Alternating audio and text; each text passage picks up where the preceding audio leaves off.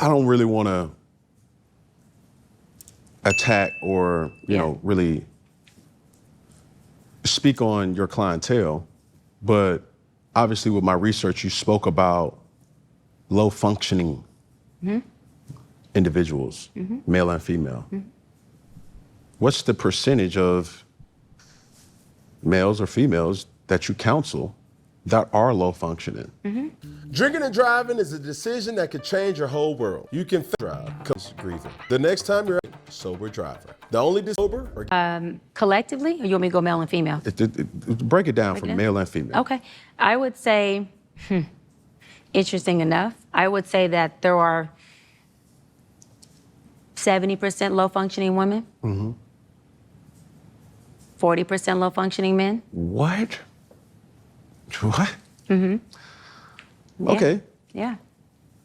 Now, 70% low functioning women, 40% low functioning men. All right, so let me listen to this a little bit more so I can get some context as to what she defines as low versus high functioning.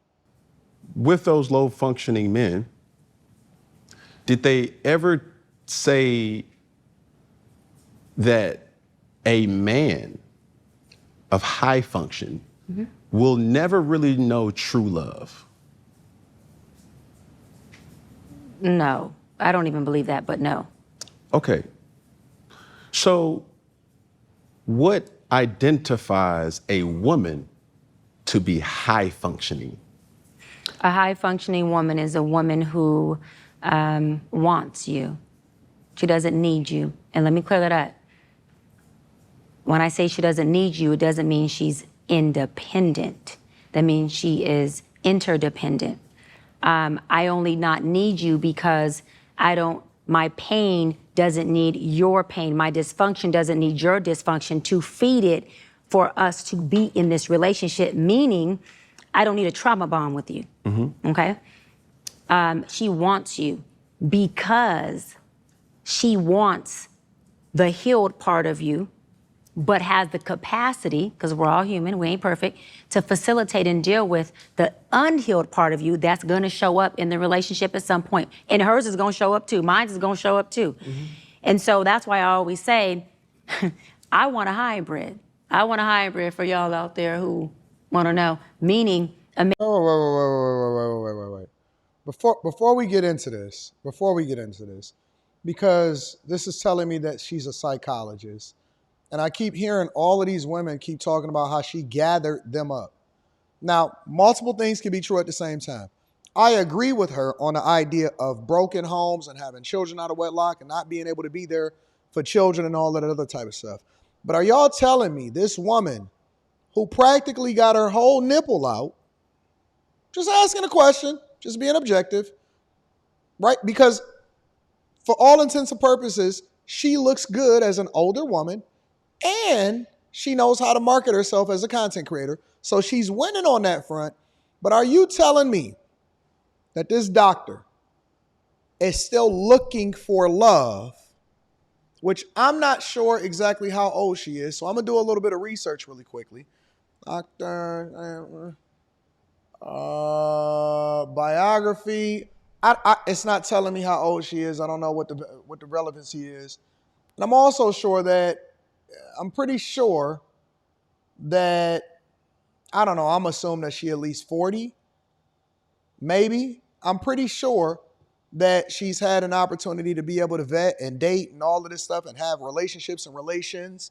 Are you telling me that this woman that is gathering these people, and I'm not sure she's been married before, that she's not in a relationship yet, let alone married? All right, so that has nothing to do with it. I'm learning as I go. Has nothing to do with what she's about to describe. So let me deep dive into this a little bit.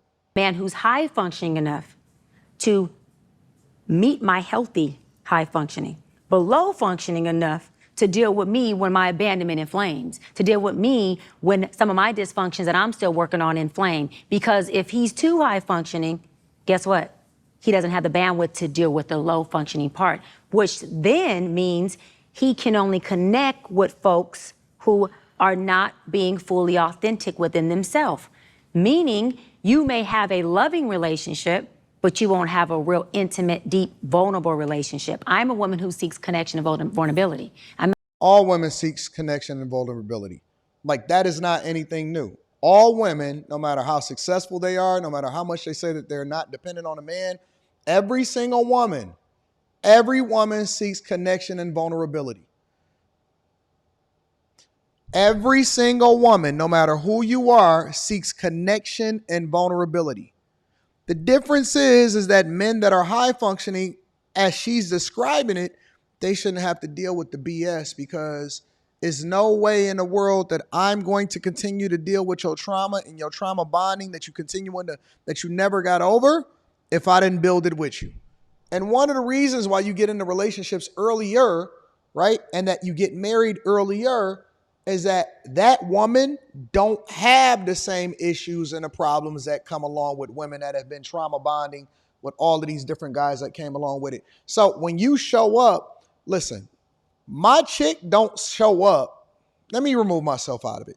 The point that I'm making is that all women want the same thing. We can frame it up. We can put it in a different perspective. We can start to gather it up. We can put it whatever label that you want to put on it. But all women want the same thing. They want a hybrid. They want a guy that is going to connect with you on your level as far as your emotionals, your emotions and your emotional connection and all of that stuff. But then at the same time, they want a high functioning man that can make logical decisions despite the emotions that's coming along with it. And that's just according to what it is that I see him being described in this short clip so far. But let me continue to hear what she got to say. And then I'm going to let her speak for an extended period of time. Not into casualties or casual sex, just TMI or not, meaning I like the depth of things. And so I need you to see me. I need you to see my broken. I want you to see my heart, whatever that comes with. And I'm not embarrassed about it. I'll tell you about it. I'll show it to you. And I'm okay with a man who can facilitate it. But what a high functioning man may do is if he's all the way high functioning, he has already cut off the side of him that is authentic, and there's a superficialness there that won't allow him to connect with a real person. So no, I disagree with that. I think that a lot of times they just don't want the bullshit. If we just want to cut through it, they just don't want to deal with the bullshit. So it's not that he's inauthentic, that he's putting his presentation layer up, is that he's just not dealing with the bullshit. And so I want to meet you as your best self, but I don't want the rest of you. It's similar to why people can't live together, or similar to why you can't live with your parents, or you can't move your parents in with you, right? You can't do that because all of the BS that comes along with it, I don't got time for that. But I want to meet you at your best, and I want to put all of that BS aside. One of the things that I often say, and I'm willing to debate this all day long, and I've always said this, and I've been married for over 20 years for those of you that's familiar. Now, I've always said this. I'm not interested in, I want to spend 2% of the time changing the thing that I don't like about you, and 98% of the time focus on the thing that I love about you. I'm not about to spend a whole bunch of time trying to change you. I'm going to meet you where you at, and I'm going to enjoy the things that I love about you.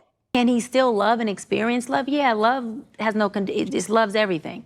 But will he experience the depth of some of the wholeness of love, meaning the down, the up, the ugly, the heaven, the hell mom was talking about? No. And let me say this really quick. And this is why trauma bonds usually feel like the most intense, in love, deepest relationships, because you got two at the epitome of vulnerability, pain pocket people who are bonding. And most people who are low functioning are exactly who they are. Exactly who they are. Doesn't make it bad for being who they are. Exactly who they are.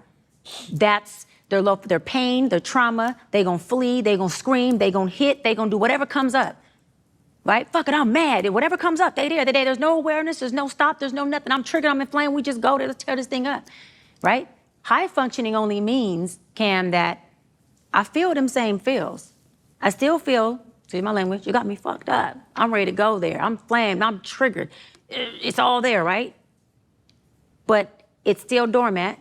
It's still in me.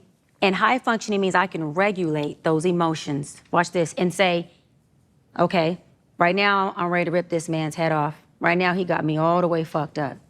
Okay, so how do I relay that message to him where it's gonna be respectful, It's going So basically, you're not making a decision based off of your emotions. You're thinking logically because everybody has emotions, but that doesn't mean that you don't show up as your authentic self. That's what I'm saying. For a person to make a logical decision, even though they have emotions and can control those emotions, it doesn't mean that they're showing up and they're not they're inauthentic. It means that they're communicating something to somebody, but you can say anything to anybody if you say it the right way. Anything to anybody if you say it the right way. to be non-combative, and I'm going to disarm him. While he still knows, you got me fucked up. Because I don't have to say those words for you to know, I think I went too far with Doc. And you still feel respected and loved, so that I just disarmed you, and we can still have an engaging, emotionally intelligent conversation that ends in resolve, whether resolve means win-win, because resolve is really win-win, or one person wins or none, and we agree to disagree, and we can still go to the cigar lounge and have a drink and you have your cigar. But low-functioning people gonna tear this thing up with no emotional regulation. They're also gonna choose a person who does it with them and allows them to do it. Because I only can do to you what you allow me to do. Because The fact of the matter is, and we're going to discuss this on After Hours, so make sure y'all tap into After Hours. The fact of the matter is this. Men don't have the luxury, according to what she's defining as high functioning and low functioning. Men don't have the luxury, most men, especially men that have something to lose and men are incredibly successful, they don't have the luxury of being able to lead with their emotions in real life. I'm not talking about no debate online. I'm not talking about going back and forth. I'm talking about in real life where you got things to lose and there's people that's interdependent on you in order for them to be successful. They don't have the luxury to be able to live in their emotions even though they have emotions, and that does not mean that they're showing up as their inauthentic self. What it means is that they are making decisions based off of logic after they process whatever emotion that they feeling, and then they use a healthier way in order for them to exert that emotion instead of focusing on how it is that I'm going to show up for you. But I'm curious as to what y'all think. Make sure y'all tap into the Patreon. Link is in the description. Also, Teach Hanley, 40% off your first order, 20% off of life. I love y'all. I appreciate y'all. Make sure y'all tap into After Hours. We're going to dive into this.